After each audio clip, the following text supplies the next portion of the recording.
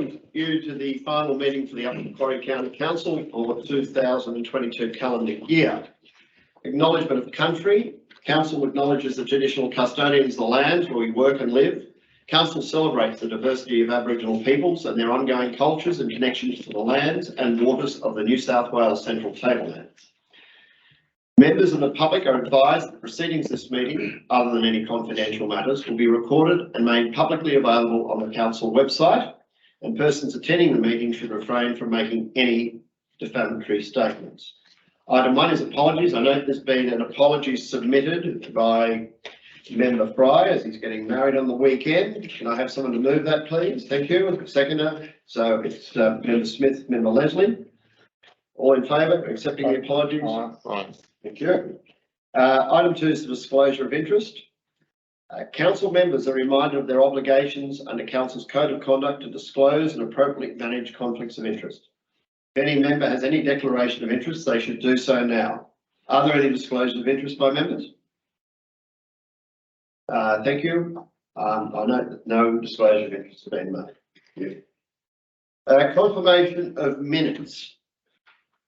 The recommendation is that Council adopt the minutes of the previous meeting of the Upper Macquarie County Council, which was the ordinary meeting of the Upper Macquarie County Council held at the Malhard Nagura Transformation Hub for Mort Street and Bridge Street, Lithgow at 2 p.m. on the 18th of November 2022. Could I have a mover, please? Councillor Smith and There are some corrections. and Councillor O'Connor. Could anyone speak to that, please? I know there are a couple of amendments. First, I note on page 9 is the report of the Confidential Committee of the Whole of Council. If we could insert, it was resolved that the following confidential resolutions of Council be adopted, and that was moved by Member Fry and seconded by Member Smith. That's the first amendment. Are there any other changes? That's the one I wanted to raise. Yes, sorry, Member Reynolds. So we don't currently have very confidential motions who actually moved and seconded them in the minutes, which I think is important, particularly the debt write-off one.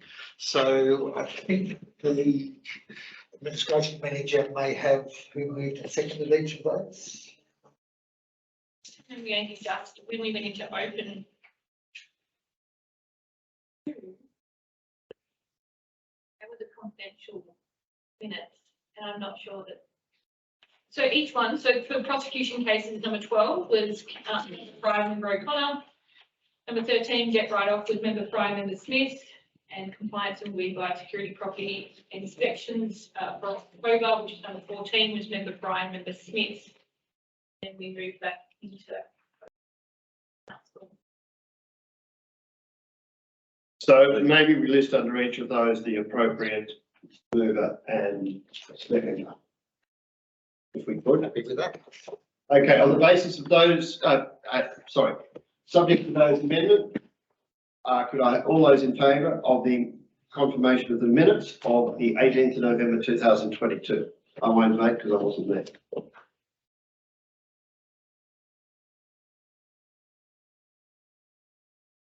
Item 4. That is in progress, which is on page 11. Nominate who put us into. Who put us out. Yeah, that's The table of matters in progress are there. Could I give a recommendation or is it just for information?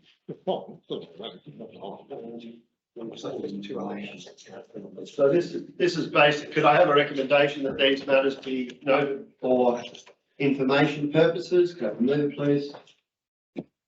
Councillor Member O'Connor, Member Smith. Discussion on those matters in progress, please. Yes. No, one of them has an incorrect date. Due date, I assume, would be February 2023. Yes, that's the second row or third row. Second row action. Yeah. Correct. And the date's still for the The other matters are still outstanding, I think, but that's because we haven't been able to establish that. Any other commentary on any of those that members would like to discuss? Chairman Andrew, can I make a comment? Yes, please. I'm suggesting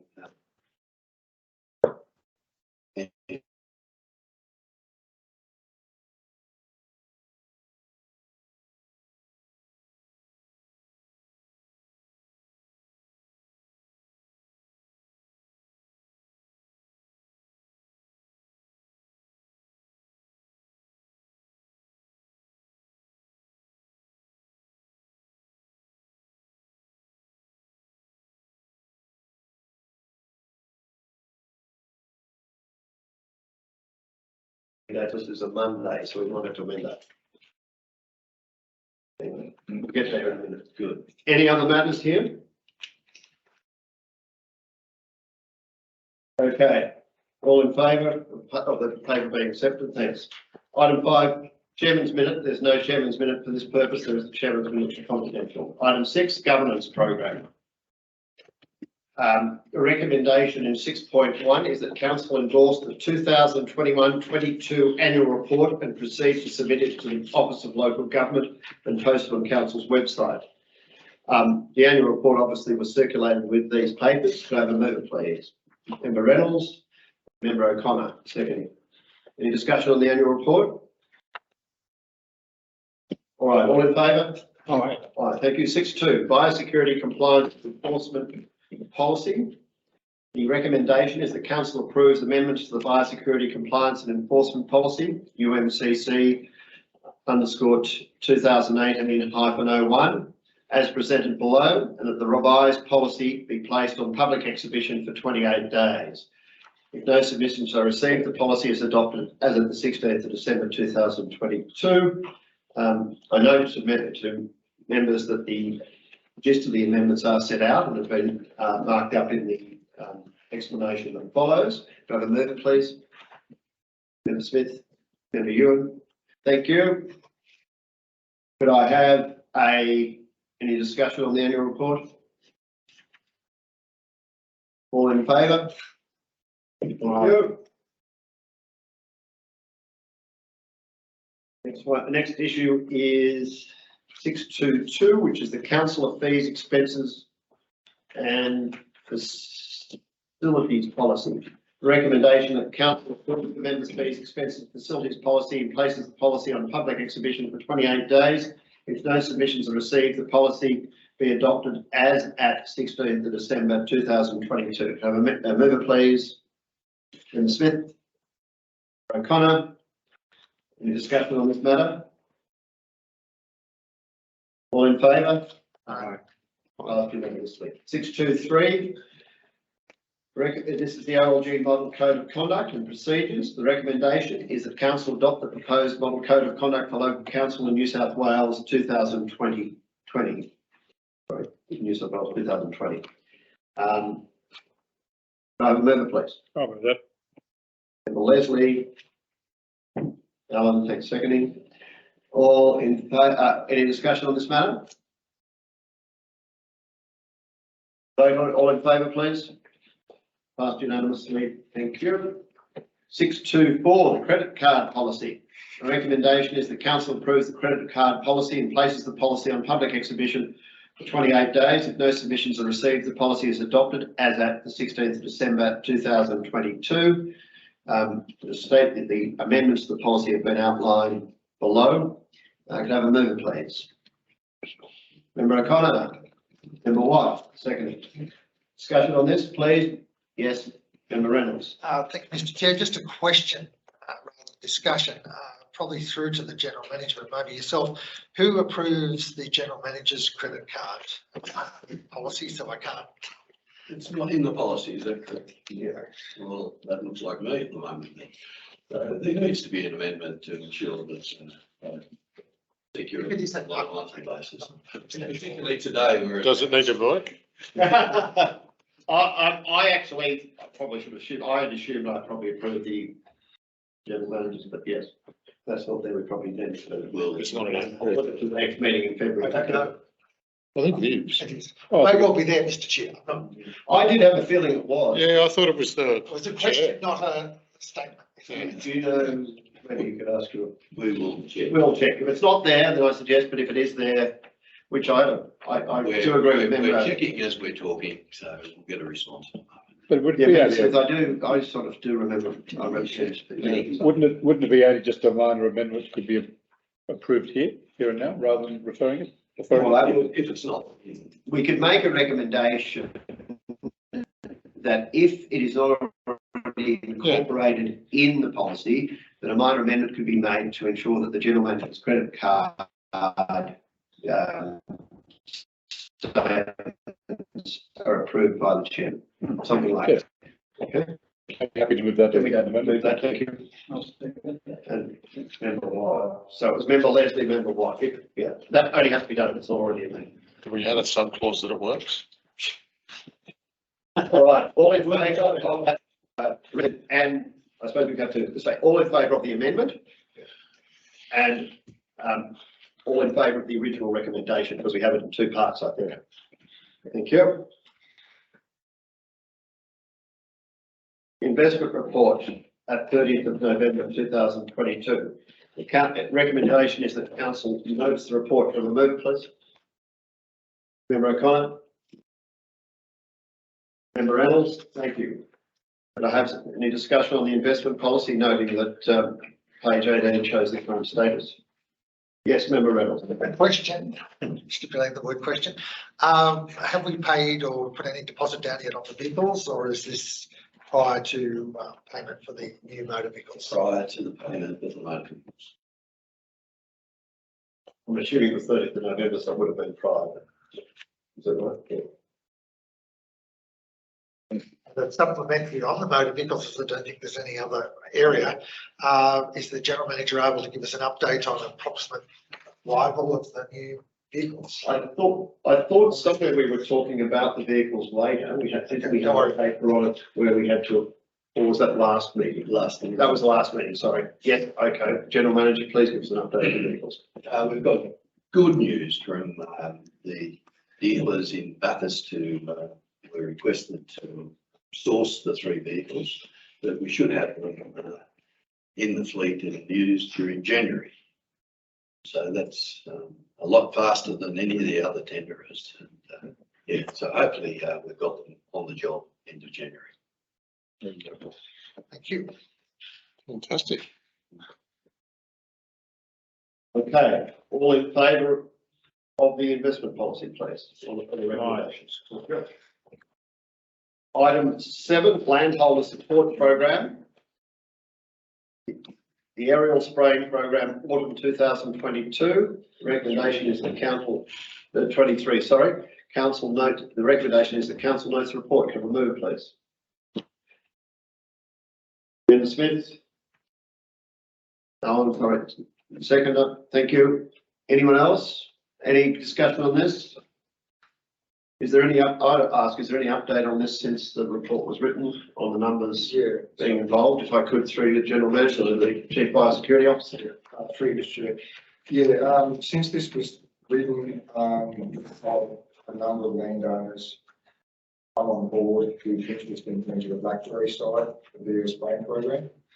So in the last, at least this week alone, there's been another 7 to 8 landowners that put their hands up. Okay. So we might see a bit of a, especially once we get back from Christmas break, we might see a bit of a sudden jump in interest. Great. So how many does that, so what's the total now of people involved with the blackberries that are obviously? I'm assuming that the number with serrated tussock is pretty static because of the availability of. It's pretty well stayed, as you said, yeah. So that, whatever we had there for the blackberry before has increased. And I'm not sure on the hectares of how much it's increased. So 16, you've got 16 properties, so you've probably got now got 24, is that right? About that, yeah. Right. And the hectares could have gone up to 700. Not that much, but. What I'm doing with it. Yes. Mr. Chairman, for the Chief Biosecurity Officer. Chris, I presume they're using Kenzone or some something equivalent to that? Predominantly, we're using ChemMed, which is med sulfuron, but we also do offer it as, like the Chemzone, the Grazon Yeah. equivalent as well. So they've got a number of different options there. I just wondering, how do you go with trees? We don't stay away. So you can knock over trees if you get them. Yeah, we have to keep the buffer zone of any trees with the blackberry spray, no matter which product we use. Yes, okay. But correct me if I'm wrong, but I've had metsulfuron's worse on trees than grazing. Right, yeah. Is that right? That's in alloy, isn't it? The old chemical alloy. Yeah, so we've got to keep a buffer off on both products to stay away from trees. The main difference is the cost factor between Grazon versus metsulfuron. Metsulfuron's pretty cheap chemical. Yeah. So that's why we offer a number of different Yeah. options for people to pick. So.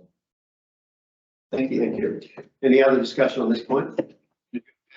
Sorry, yeah, remember you, Just in regard to the 50 hectares of tuffy, I'm surprised that that's all we've got on the books. Is that because of maybe the limitation of the available So, spray yeah, or? we don't have any chemical, so that's just landowners that have chemical themselves Oh, that would okay. like to put out, so that's, Yeah. unless they've got the chemical themselves, Yeah. we can't do the work for the Okay. strike tussle. Thanks, Chris. So, any other discussion? Member Adams, did you have your hand up? All in favour of the, all in favour of the report, please? Oh, Thank you. Go to the next item, which is item 8, roadside spraying program, item 8.1. This is the roadside spraying program for 2022-23. The recommendation is that council notes the report. It's noted that there is a list of roads there for each of our respective council areas which are intended to be done. Can I have a mover, please? Member Smith and Member Watt, thank you. Discussion on this matter? Member Reynolds? Just as suggested, Mr. Chair, I noticed in Blaney Shire, there's some roads around the Cadia mine. Given the mine has obtained funding for control, particularly of the sticky nightshade, but whether it be worth talking to Newcrest to see whether they may be able to come to the party, particularly with chemical, but also whether they may be able to do the roadsides as part of their commitment to the community. I don't know the answer, but it'd at least be worth having a conversation with Newcrest, because as I said, particularly Fort Mile Creek Road, but there are a couple of other roads that are in close proximity as well. So no harm in asking. If they say no, then I think if we can note that as an action to liaise with Cadia to make sure that if they've got funding and they're doing certain roads, that there's no, obviously, we can redirect that funding to other roads in Delaney is what I think Member Reynolds is suggesting. So if it is available. And the second suggestion, Mr. Chair, keep it the same way as we've worked with the chief. where the council has done a prosecution against a landholder, and both of the current prosecutions have been in Blaney Shire, could I suggest at least in the vicinity of that landholder that the roadsides are done? Because I'm aware in one particular case there is a fair bit of blackberry on the roadside next to that landholder. I'm not quite sure about the second landholder that was prosecuted, but it wouldn't look very good if the county council was prosecuting and yet had roadside biosecurity issues to recontaminate those properties. Could I make that a more general factor that we ensure that any roadsides in close proximity to a landholder which we're up to issuing pins in are in a reasonably good state? I think we have to ensure that because we haven't shown doing our security. Yeah. We got any comments to buy chief biosecurity? can I just? Yes. A couple of little comments. One thing in the road list, can we just be aware that this is the list of the roads that we would like to do this year? It's not the list of the roads that will be done. I'm not saying we're going to get every one of these roads done. I was going to make that. Yeah. Work until the money runs out. I think it does say that at the beginning, as requiring what council exhausts all constituent council roads like funding cost, please note due to funding restrictions, there's a strong possibility that not all roads in this will be treated in this year's program. And that's also because of the intense frequency and intensity of infestations that are existing on the roads. I have a question in relation to Oberon Council. Oberon Council has actually budgeted to increase its spend in accordance with the three-year program for 2022-23. Does the list of roads there incorporate that increased funding? So No. There isn't. We have resolved, Oberon Council has resolved to put additional funding in accordance with the paper that was put forward on a three-year rolling program. Yes. I don't think it was exactly the same figure, but there is an amount there. And that is included, as I understand it, in the 2022-23 budgeted year. So that should mean this list should be extended to include that additional funding. now you're saying that the funding that you put in this year is the 3-year Yep. rotation. If I've sent the resolution to the general manager. Anyway, investigate that. I will, Andrew, and my reading of that was that the resolution of council was that in your next year's plan, you'll include it. I didn't pick up on my reading that it was going to be included in this year. All right, we'll review that. I think If it has, we will definitely act All right, on well, I'll it. do that, but I think I said, I can't recall, but the You word did send the paper. resolution, I thought it said 22, 23, anyway. Okay. Any other discussion on this, the roads, roadside spraying 2023 proposed program, member Reynolds? A question through potentially to the Chief Biosecurity Officer. In past years, we have actually had a rating on the roads, so 4, 3, 2 or 1. Given that there's probably going to be not enough money to go to some of the council areas to cover all of these areas, are they rated here on an alphabetized, it appears on an alphabetical rating, rating here in the table. Listing, yeah. So listing, thank you, Member Leslie. Is it, how is the council going to actually determine which roads it's going to do first? I have to be careful in how I say this, I'll have to defer to the Chief Biosecurity Officer in a minute, but in our confidential papers, there are certain ratings in respect of certain roads, which I'm assuming has some correlation to the list here, but I'll defer to the Chief Biosecurity Officer. What I can say for you, any road that's on this list has had to score a 3 or 4 to get onto the list in the first place. And then we're also trying to group at some stage the roads together. So if you're doing one road, try and get its accompanying roads near it off. So we're trying to reduce obviously travel costs and optimise time and that sort. Thank you. Could I just make a Yes, comment, Mr. yes. Chairman? I'm just thinking from the biosecurity point of view, the most important roads to do are the ones that have got small scattered infestations and there's nothing in the paddocks beside them. I understand the point about the heavily infested properties that we're prosecuting, but in fact that the roadsides are in fact a low biosecurity risk. Because the whole area is infested anyway. I'm not sure how you necessarily resolve that, but it seems to me that, I've noticed, for example, that, that there's some scattered patches of St John's ward in places where don't have it anywhere else. That's I right. would have thought that to me would be a priority, even though it's not going to score high on the Well, I think on the road. and that's one of the reasons I think we put this 3-year rolling program into place so that we did every road. So whether it has scattered out, so because as you say, a scattered piece can become a huge risk for next year. Yes. Yes. So I think we'll talk about it later in the discussion, later side of it, but that's the whole process, is getting away from that, doing the same roads over and over and trying to give them a rotation where we can evenly cover the area and then try and bump off exactly. Yeah, because if there's only one St John's ward plant on that otherwise clean road in a clean district, that's a high priority, isn't it? But anyway, I'm sure you've got it. All right. Any other discussion on this issue? All in favour? Aye. So I'm going to 8.2, which is the roadside discussion paper.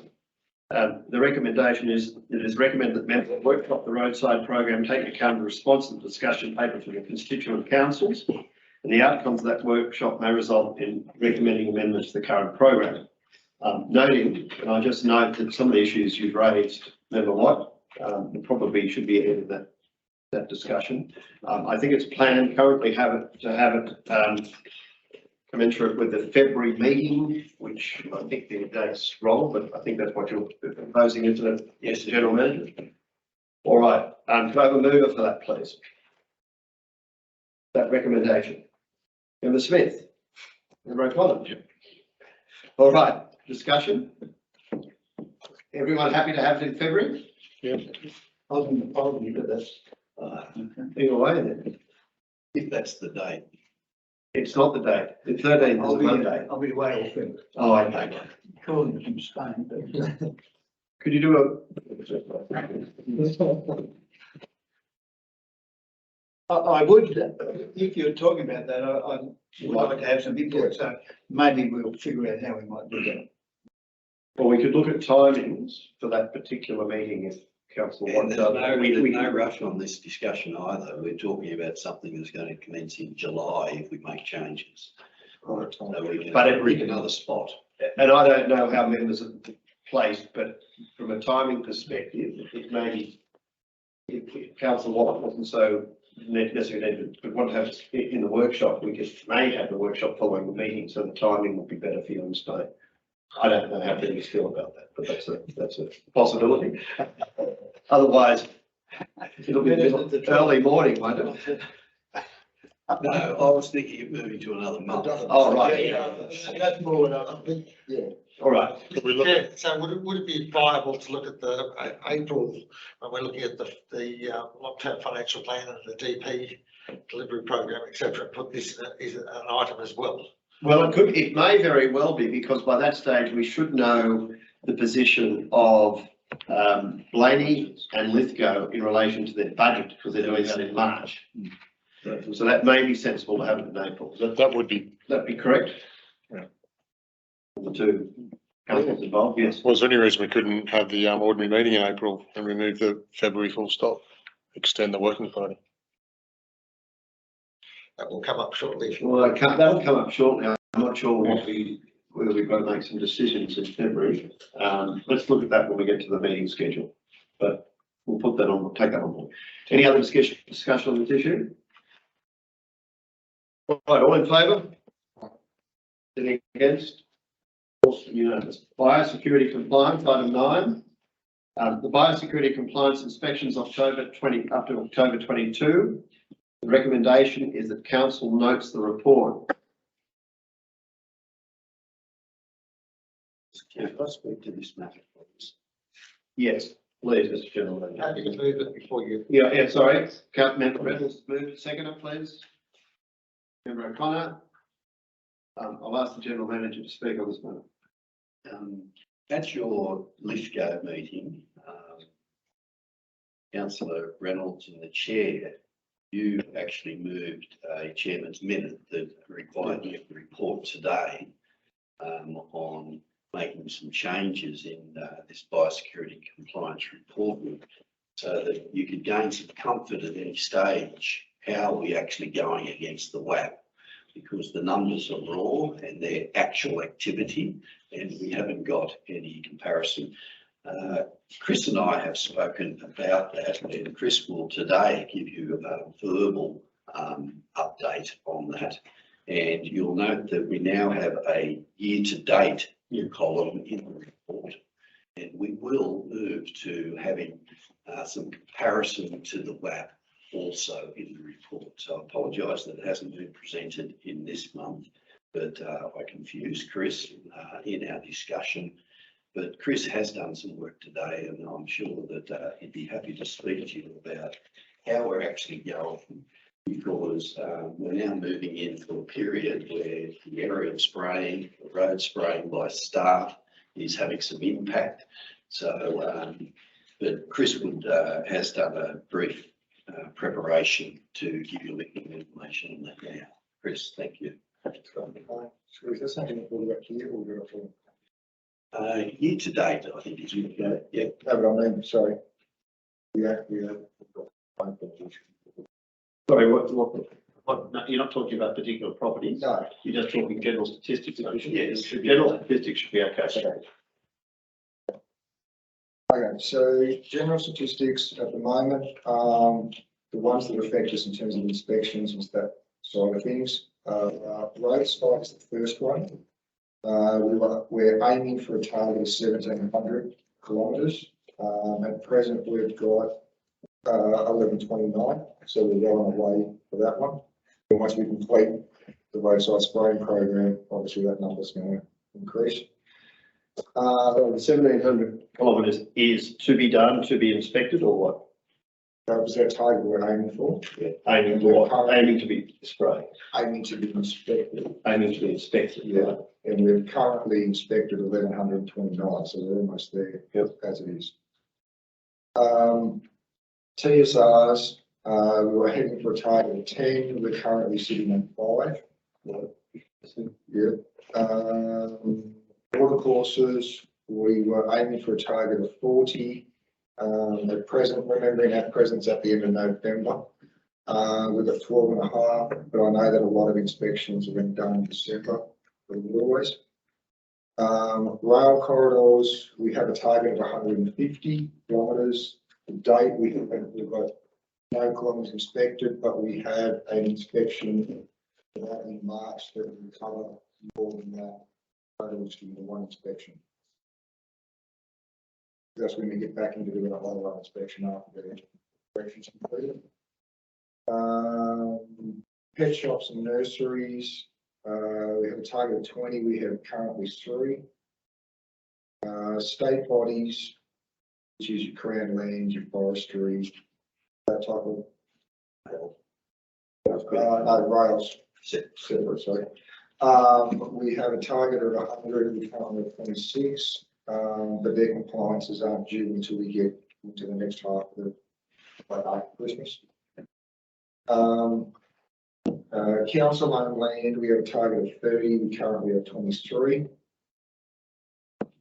Private property first, so only private property, no other property, first inspection only, no other follow-up or anything like that. We have a target of 500, we currently have 336.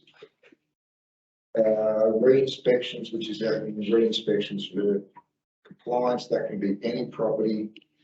We have a target of 1157, we currently have 388.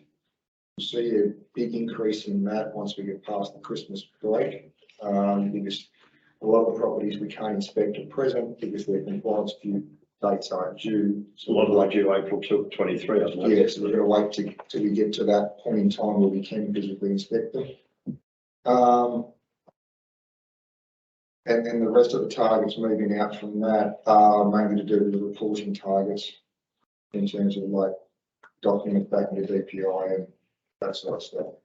So if I could make a quick observation on those and on the tables you've provided, both for the year to date, this is in relation to re-inspections. Yeah. I'm noting that in the re-inspections area, about 70% are not of our re-inspections are providing high risk.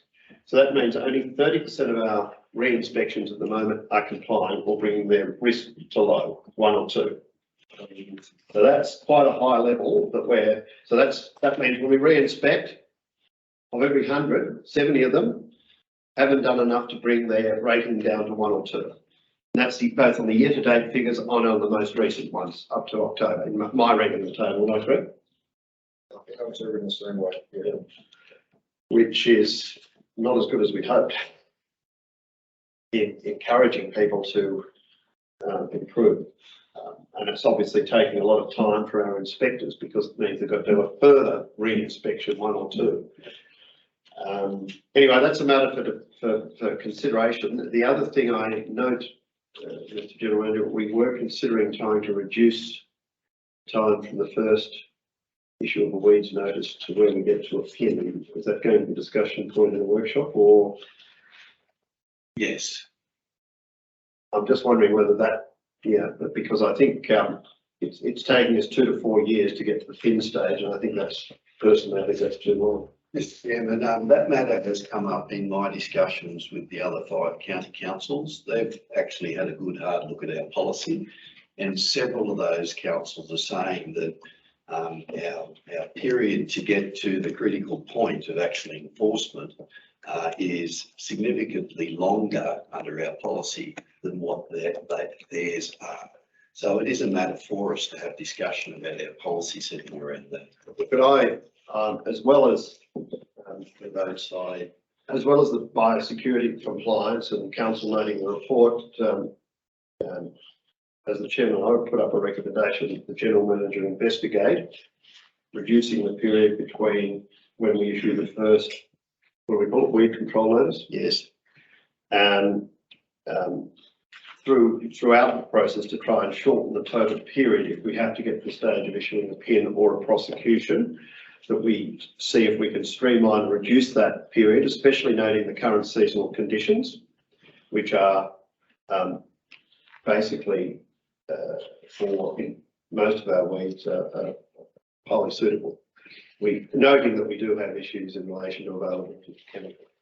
Mr. Chairman, could I suggest you're going to talk shortly about having a workshop on the roadside program and suggestions. Could I add this as a subject? You could. And I prefer to deal with it in discussion with the council than me preparing something with the staff and coming back to you. I think it might save some time. Okay. If we could just leave that in abeyance until you go past that in your report and we pick a date for that workshop. That's another item I'd like to add to the agenda. Could I know Member Reynolds has got a comment, I'll just comment following on from the issue I made about the 70%. As the general manager and through the general manager, the chief fire security officer, do you see a way around of trying to reduce this 70% residual on people not complying in those re-inspections? I have to say, that's more in the control of the landowner. I realise that. Than control. I thought that's what you'd say, but Mr. Chairman, we're not in the media very often. We're not communicating our success stories well. We're moving from now onto a new website. We're compelled to do so. Bathurst Regional Council, who have hosted this in the past, have moved away from that hosting. So we're trying to get our that piece of work completed as soon as we can. At that time, I think it'd be good to make a lot more public announcements and use the website to advertise what's happening and where. So I think there are opportunities for us to get the message out, but for the staff themselves, there's still only 24 hours in every day. We haven't changed that, and their activity levels are quite high. yes. So it's a resourcing matter, really. If we were required to work at a higher speed than what we are. Could I suggest that maybe the chairman and deputy chairman and you have a discussion about maybe appropriate media channels, noting that our deputy chairman has some media experience to get the message out there, because I think this 70, we certainly need to try and do everything possible to reduce this 70% because it's costing us a lot of time. I appreciate that. Yes. Any other comments? Sorry, I've taken that over a little bit, but Member Reynolds. Thank you, Mr. Chair. Two comments. Firstly, could the Chief Biosecurity Officer, given the ease of ability to gain those figures, just email out to the members the results so that we've got a written documentation, if that's possible, and doesn't take too much time. Hopefully it's just a cut and paste. Secondly, with going back to rail inspections and corridors, this particular, I've noticed both on the Western Line, I was noticing around the Lithgow area, so the Lithgow members might want to comment as well. There's a major infestations of blackberries around the Lithgow area on the rail line. Main Street, Yes, I noted the other day. The second part though is in Blaney Shire, the town of Blaney itself is surrounded by blackberries on the Blaney to Drummondville line. It's absolutely infested. If something could be done with Transport for New South Wales, just in the town, because the problem is it's spreading to so many people in that community. It's a biosecurity issue to so many residents. So I just hope that we can have discussions to at least just get that little bit around Blaney, from the start of the Blaney to Drummondville line off the western line through the town of Blaney controlled, because they're flowering at the moment, or they're just starting flowering, and there'll be a huge influx of blackberries in so many backyards. I did have a feeling you might have written to Transport for New South Wales reminding them of their obligations. Maybe we need to be more specific in the areas. Yes, Chris has good relations and communication with them. So there's commitment there that their words will follow up on the points made by Councillor Evans. So maybe, Member Evans, if you could, in particular, I know the Lithgow area, and maybe if you could send an email, Chief Biosecurity Officer, and he could, or to the General Manager, get a response for that, and they'll contact you and they'll tell you what the response is. And the third one is Milton, but I'll send an email. Yeah, include it in the email if you could, because I know. Yeah, I think someone else might have raised it recently. I can't recall. I might have sent something on. I just remember something in the back of my mind. Okay, anything else on the biosecurity compliance, please? All in favour of the report? Aye. Any against? Unanimous. Thank you. Penalty infringement notices 9.2. The recommendation is that council notes the report. Could I have a mover, please? Member Smith. Member O'Connor. Thank you. Discussion on the paper, please. Member Reynolds. Thank you, Mr. Chair. We seem to be, thank you for the extended report. It's much more easily accessible and explains where we're up to much more clearly than we were in the past. I'd still love to know this year, this financial year, how many we've done. So, because it seems to be sitting around that 80 number and has been for an extended period of time. We may have gained one or two extras, but it's in the low 80s for a number of months. I know we've just come out of winter, we're coming into spring, but I'm just sort of wondering why it's sitting constantly around that 80 mark. Right. General Manager. Biosecurity Officer. Let Chris, let's, Sorry. Chris, continue. Yes, Chris. Sorry, through you, Chair. A lot of it's to do with compliance dates. The dates aren't due yet, so we can't pin someone until they're committed the offence. The other thing is, we've had a few that have been close to the compliance date, and they're part of those ones that have actually started work now, so they've got themselves out of that situation. You can put something in there. Okay, because I remember it was, I think it's around June, it was 76, so it hasn't really gone up very much since then. No, and Okay. Can I ask a question about the penalties? 82 infringement notices since July the 1st, 2018. Doesn't seem to be very many.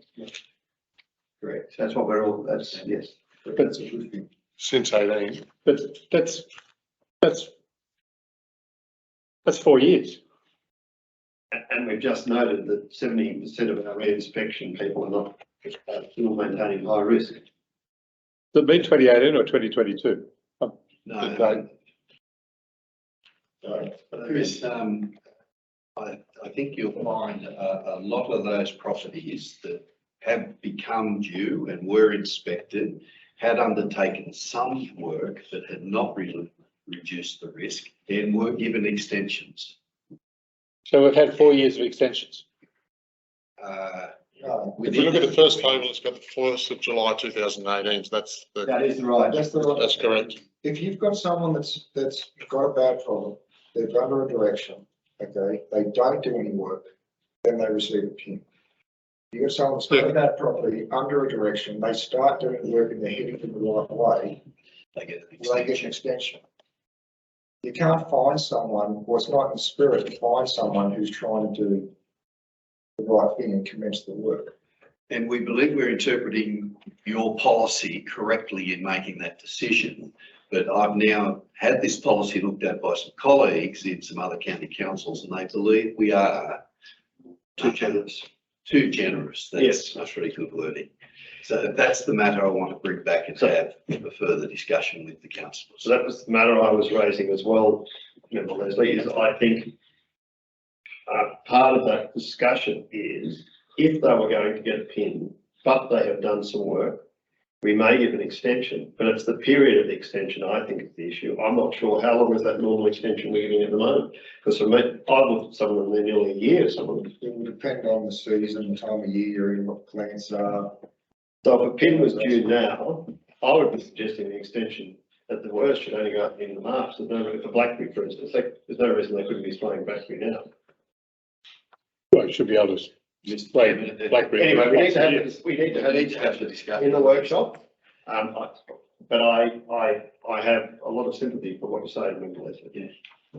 And that's why this whole time period thing, I think we need to consider in a workshop. Any other discussion on this, gentlemen?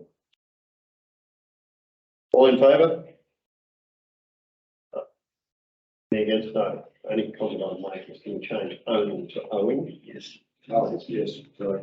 9.3, regional engagement, Central Tablelands Local Land Services Regional Weed Committee. Can I speak to this? Yes, the recommendation of council notes the information regarding council participation and membership of the Central Tablelands Local Land Services Regional Weeds Committee. You'll note, members, that in this paper there were the last minutes of that and also the Central Tablelands Local Land Services submission in relation to the Regional Weeds Management Plan, which was circulated as a Word document.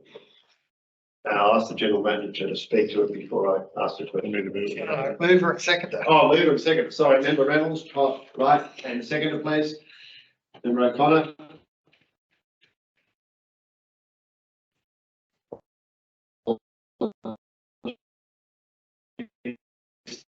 And I'll now ask the General Manager to speak to The amount of activities.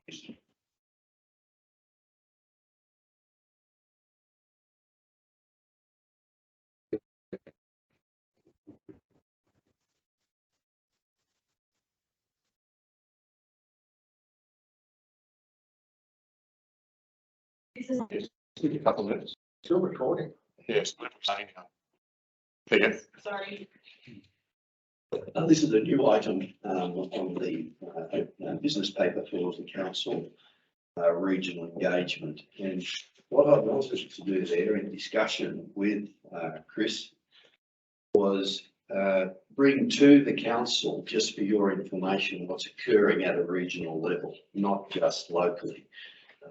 The strategy I've found is that LLS is a driver of the strategic direction for weedings. It's their role, it's been given to them by the department to undertake that work and to also establish the regional weeds committee. Both of those matters, I think, are information that's vital to you to undertake your role here within the county council. So we will offer you the minute of their meetings and any other information that comes up from time to time. The chairman and I are also about to engage with other councils within the region in relation to how they do their business and how we may be able to assist them. So it's another subject that I think is relevant to you. So that's the reason for this, Mr. Chairman, and if you don't want it in there, happy to remove it, but if you think it's beneficial to your council, we should suggest we use it effectively. Thank you. My view is it's definitely useful, but I open the matter, the vote for discussion. It's been moved to second. Members? I think it's fine. Do we think it's beneficial? It's information that's useful. All right. All in favour of the recommendation? Any against? Carried unanimously. Item 9.3.2 is the Department of Primary Industries Research. The recommendation is that council notes the report The report speaks for itself. Cover member, please. Member Ewan. Member O'Connor. Discussion on this? The question, Mr. Chair, time frame. For this research project. I'm through Mr. General Manager, I'm not sure if the Chief Vice Secretary has a. I think it's ongoing, is my understanding, but from discussions as late as today, a lot of those research funding looks like it's come to an end at the end of June of this financial year. And now they're all in with their applications to continue that funding through various agencies. So we would hope that this particular one on the table ends is continued. And Mr. Chairman, I know you may wish to speak to the other matter about encouraging further research occurring on the table ends, central table ends, not the orbital. So I suppose I have a declaration of interest, and I have, well, it's not a declaration of interest because it's happened since it's been produced. I've had a particular issue which I have been discussing with one of the biosecurity officers in relation to Chilean needlegrass and the resistance issue, or a non-effectiveness issue of fluoropropanate on Chilean needlegrass. I am intending to be in contact with LLS in relation to looking at this issue, because of, I have found fluoropropanate has not been working. I have had one of the biosecurity officers out to my property to investigate the issue. We've taken seed samples, but also areas that have been sprayed for 3 years with no effect. So the question is the effectiveness of fluoropropanate on Chilean needlegrass. And it's not only me, I understand that there's a number of other people. And there's a significant trial being undertaken by DPI in the Armidale area. And that program is very active. They spoke with the manager of Weed Biosecurity with the department, and the chairman will be having a conversation with them to understand what's happening with that research. It seems to be a growing and significant issue. Again, I think those types of reports to you as a council keep you informed of that and questioning of that. Please don't hesitate to give Chris or Lisa or myself a call any time. We may, and we are investigating the opportunity again to make some public statements about some of this resistance, but I'd like the chairman to speak with the Department of Primary Industries before we make those statements. And I'm certainly, this has been a long battle, and I think we're winning it. And we've done a lot of work with the LLS and others on it, and I'm going to put all those facts down in writing so to be investigated. Sorry, member what? Mr. Chairman, the general manager and I both had a working relationship with LLS. Their primary function never has been weeds, whereas DPI has a long history of weed research. So I suppose I'll leave that as a comment, but I'd also like to, I suppose I'd like to know a bit more about how you do test for resistance. I know a fair bit about it in worms and blowflies and other things, and it's quite a technical matter because you've got to put the correct amount of herbicide. I mean, say if we're using insecticide, you've got to put absolutely the right concentration on and know that and have treatments and controls and, you know, a susceptible population and a resistant population. Yeah. And so I guess if I was wanting to see this done, I'd like to see it done with, you know, a very experienced research team that is familiar with all of that. And in the paddock situation, it depends a lot on the soil type too, which is another variable you probably don't get within which is another variable. Well, you mentioned efficacy versus resistance. There's two things there. Well, both. Well, if you've got both, that's a problem, but, I mean, some chemicals just don't work very well anyway, so, but, resistance is a different story. Well, we're testing for resistance. Yeah. But it could be very well an efficacy point that it's not only me, there's a number of landholders. So then what you need to do is test that chemical, your population in a different environment, don't you, to just see. But anyway, but it's a really important question, and, I mean, resistance is a huge issue in the area I normally deal with, and obviously potentially a huge issue in weed management as well. All right. Anyway, I'll leave that with you. Sorry, Julie. Sorry, I just wanted to add to that.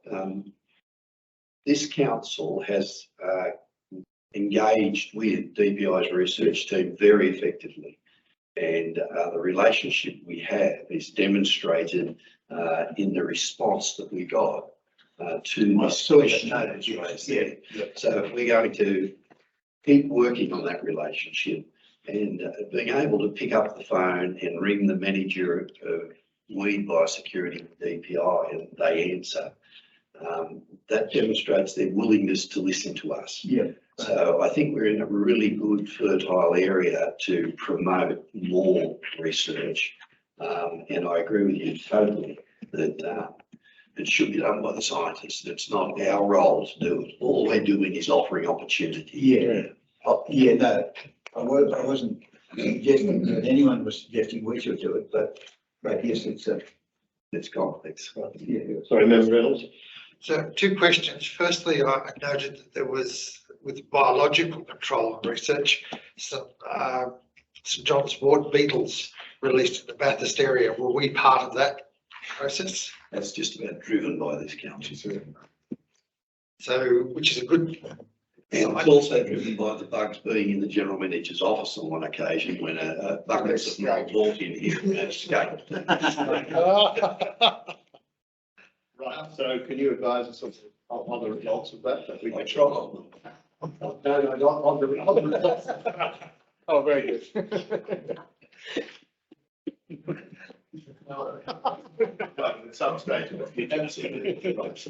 Anything, sorry, Member Reynolds. Secondly, most members would not be aware, but about a week ago, Cadia Valley Operations were able to secure a now I stand to be corrected whether it's $3.3 or $3.7 million research trial, both with local landholders gaining funding for control of sticky nightshade, but also looking at a biological agent to try and control sticky nightshade, which is spreading quite rapidly throughout this county council area, so the 4 constituent councils areas. And I think it's might be 5-year program. I can't remember the exact time frame of research into biological agents. So again, this county council has been at the forefront of pushing, working, and I originally took the proposals through this county council to Cadia, and that project has finally got the green light. So major advancement. So we are involved not just in chemical control, but also in looking at biological controls for different. Thank you, Member Reynolds, and thank you for all your work with Katie on that. So I think we note that, members. So yes, so we'll be very interested to see that. The only comment, and I know we're not responsible for the signs on the roads, and it's great to have the signs warning everyone about sticky nightshade. They're very hard to see when you're driving along. I don't know if we have any input in the redesign in the future, but they're quite difficult to read as you're driving. In terms of size? Well, you've got to look very hard to see sticky nightshade sometimes. And you've probably got to stop to look at the photograph. It's probably not unreasonable, but I don't know how to improve them. Does anyone have any views? At least they're there, it's all I'm saying. That's a big It's a great start. Yeah, it's a great start. But, I don't know, but I think it's a good start that they're there, very, very good start. But I'm just saying sometimes they're a little hard to read, but that's a personal view. Yes. All right, can I have a all in favour of this report, 9.3.2? Any against? Unanimously. 10 is the county council meeting schedule. Recommendation is that council adopt the proposed meeting schedule. Could we also note the 13th of February, I think it should be, are we going to have that meeting? We'll have a discussion as to whether we have it, but if we do have it, I think the date needs to be a Friday. We'll move it first. Move it. Member Smith. Second, please. Member what? All right. Discussion on this, please. Member Reynolds. I still would like to keep the February date because there is a paper that I have asked for that was supposed to be to us by the end of June, and it's been promised in February.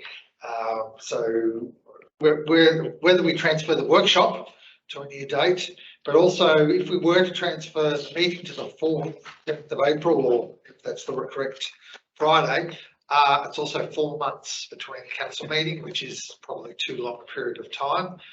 I would be happy to look at if you wanted to divert it, if 17th or 24th of Fridays.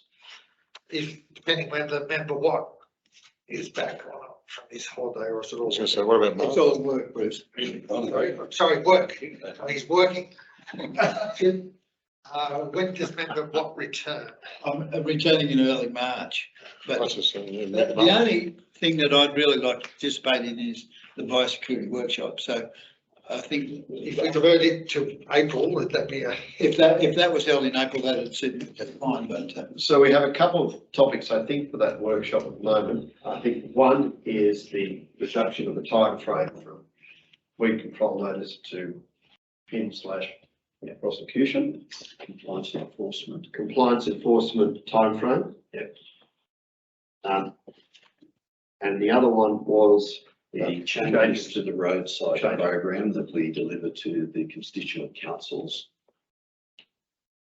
And And February, the other one, 3, is the WAP funding. How do we achieve it? Resolution. Yes, which is, Yeah, which is part of the meeting, not the workshop. How to achieve or achieve, maximise our WAP funding. What's the strategy? I think that was the gist of your. that's where it started. That's where the gist. Outside funding sources as well, so on top of what funding. So the first two of those were for a workshop. The second one was for a meeting. Sorry, Sorry. So, sorry, Mr. Chair, the WAP one was for, I think, the actual program for our staff, etc., which was requested by the end of June, and there's constant extensions to that one. And I've been assured that we will have something by February. But I also, if you're looking for a workshop issue, actually WAP funding, whether there are any other opportunities, but also outside funding, and that would tie them within the budget, which we also would discuss at the development of budget at the April 14th meeting as well. If you put the 4 in together into a workshop, which would make it a fairly So substantial. you're happy that the WAP funding resolution, which you asked for, i.e. how we're going to achieve it, what's the best way to achieve it, which was part of your resolution of June, which has been extended to February, be introduced in the workshop, or you still wanted the meeting? No, I'm looking for opportunities with WAP funding, but there are opportunities to go further. There are other opportunities, but other outside funding. Yes. So separate to Separate to the resolution. the resolution. Yes, right. Mr. Chairman, Yes, Mr. Member.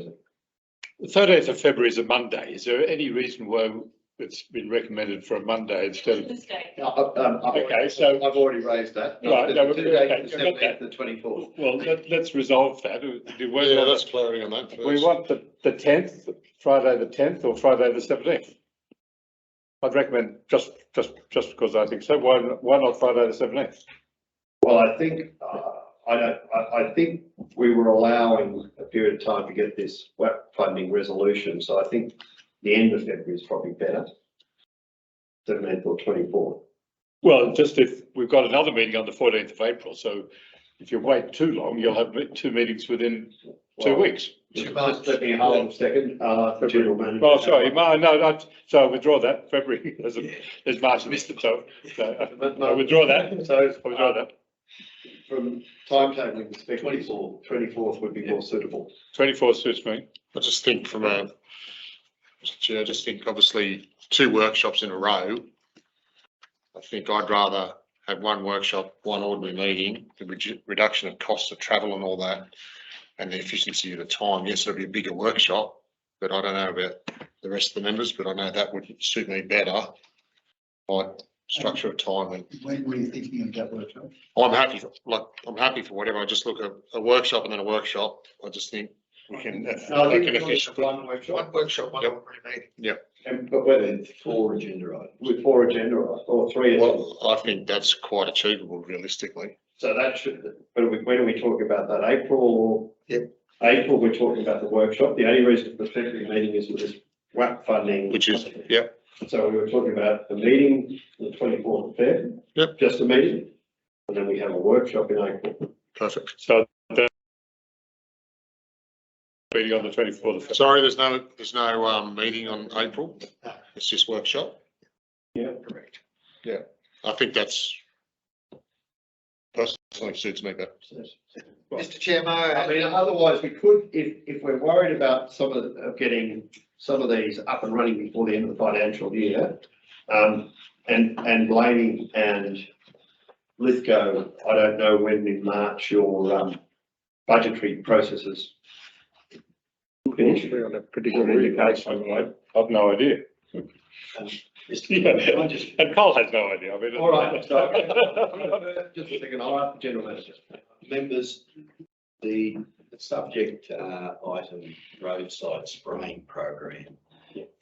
We've got firm commitments to move to a 3-year cycle from 2 councils. And we've got 2 councils saying no objection to it, but they need to go through their budget process. That's one thing. The part that I think we need to discuss is what does non-compliance of the council's duty look like? When does that arise? How is it measured? Is my problem with the roadside program. Because we have each of the constituent councils under a general biosecurity direction, and it's that matter that hasn't been discussed. And I believe it needs to be discussed because we are very focused on using the full extent of our policy of enforcement on private landholders and also equivalently of the government agencies. So there needs to be a clear understanding of what the next pathway is on how this roadside MOU we have with the constituent council is going to look. So that is quite an important discussion. So you'd prefer that to occur the 24th of February? No, I believe it needs to be in that workshop, but it's not, I'm trying to emphasise, it's not just a discussion around budget. No, so you're happy for it to occur on the 14th of April? Yes, that's the workshop day, correct. Yeah, but we did have a listed for February workshop and an ordinary council meeting. I think Member Smith suggested the 24th of February, we have an ordinary council meeting at 2 p.m. And then on the 14th of April 2023, we have a workshop which we all understand we have a number of topics. Could be like you exercise. All right, we happy with that? Yes. Good. I remember. Just a quick question through you, Mr Chairman, to the General Manager.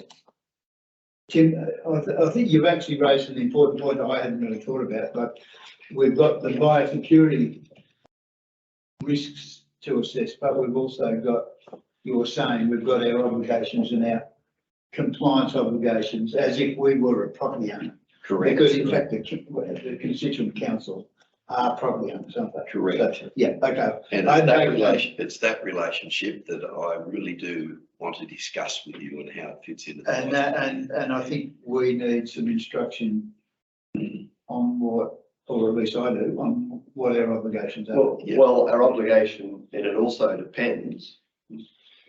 We are delegated to perform the functions of control of the roads by the councils, but we're also the enforcement agency. And our hands are tied to the extent we're provided with funding to the amount of work we can do. So we're the enforcer and the doer. It's a complicated issue. Yes, and our hands are tied to the extent we can do the work to the amount of funding we're provided. Yes. Hence, you know, we can only do an amount, and if that still leaves an amount that's not done, that means that we have to issue a further biosecurity direction to the council or go further, then that's the issue. No, No, it's very good. All right, That's right, that could be embarrassing to us, but if they've got warning in advance, then Correct. so be it. that's right. Yeah. So we all have to understand that. Agreement. Yeah, Smith? Just a point of clarity, the 24th of February now will move to 2 PM ordinary meeting time. Yes, 2 PM. Right. So I've written down here, 24th of February, 2 PM, and I've crossed out workshop and I've put ordinary council meeting. 14th of April, which I'm assuming I haven't checked, is a Friday. I've got 12 PM workshop. And then as is for the following. It is a Friday. Okay. Oh, sorry, Member Reynolds.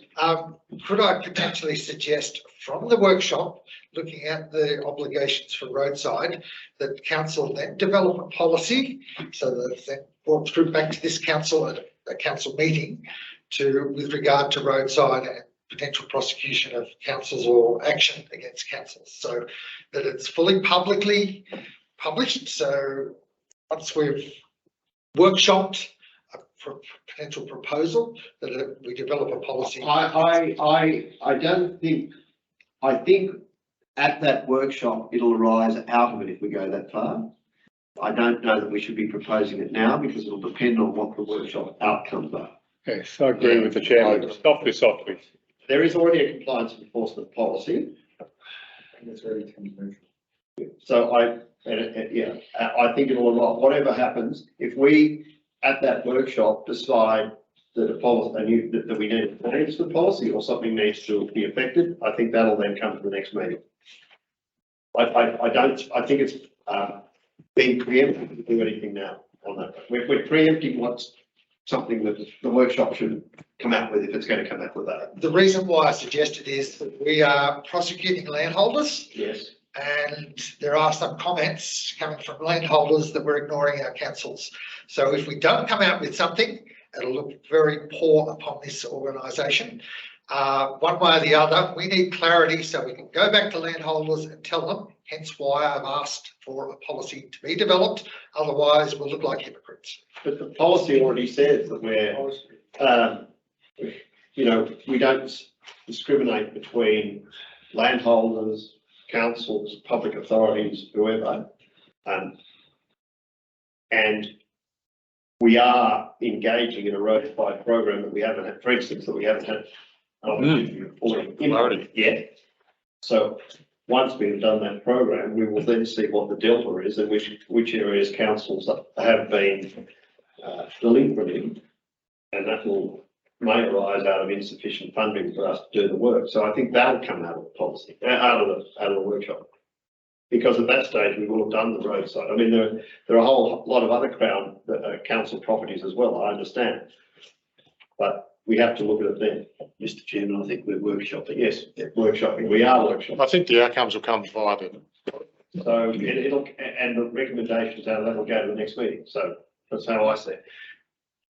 If you want to get some forethought happening into the subject, how do we describe a road? When we went down the path with our railway, we broke it up into certain sections and referred to it as that part of the railway and this part of the railway. Or how do you describe the roads? Is it individual roads? Is it a group of roads in a certain area? All right. Again, I think we leave this issue at this stage because we're starting the workshop discussion. And I have in favour of the recommendation. Any against? As You amended. against? Favour? As amended, yeah. Yeah, as amended, sorry. Item 11, there are no notices of motion or decision motions, so we go to item 12. And that means we need to move it into confidential, please. I'll move that. Member Leslie, Member O'Connor, could I ask the recording be stopped, please? Mr Chair, you need to state why. Oh, okay. I need to go through The it. act. The matter with recommendations, we resolve into closed committee of the whole to review the following items. Item 12, the General Manager's 6-month performance review, 13 prosecution cases and 14 compliance and weed biosecurity property inspections. In relation to both, they are covered, all of those items, they're covered by section 10A 2A, the matters that the General Manager, personal matters concerning particular individuals in the General Manager's view. In others, it's information that would be disclosed, the prejudice the maintenance of law, including privacy and personal information.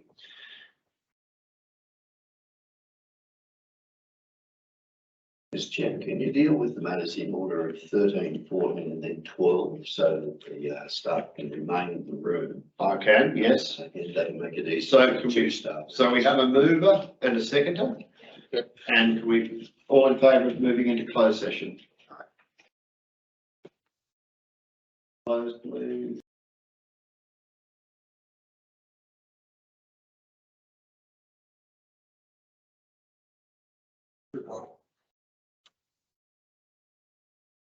This back. Move this back into open. Watt and O'Connor, I think it was. What about Connor?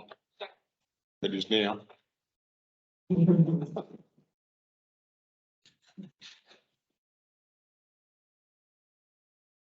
Relation to item 12, the owner's performance review.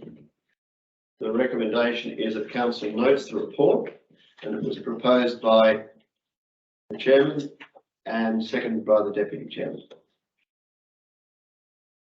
In relation to 13 prosecution cases, the recommendation was council notes the report, and I think you have the proposal and seconded, don't you? Who is that? Member Ewan. Member Reynolds and Ewan. And for 14, the weed biosecurity property inspections for November 2022, the recommendation was accepted by council. The council notes the report, and that was proposed by Member Reynolds. Reynolds and seconded by Member O'Connor. Member O'Connor.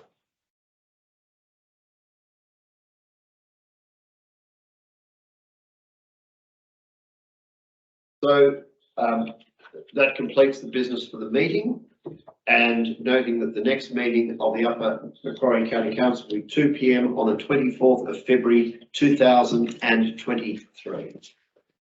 Chairman, before you close the meeting, could I just say I thought it was a great gesture of yourself in wearing your hat throughout the meeting. Demonstrate the Christmas spirit. Thank you very much, Mr. Chairman. Ho, ho, ho. I'd actually forgotten I had it on my head.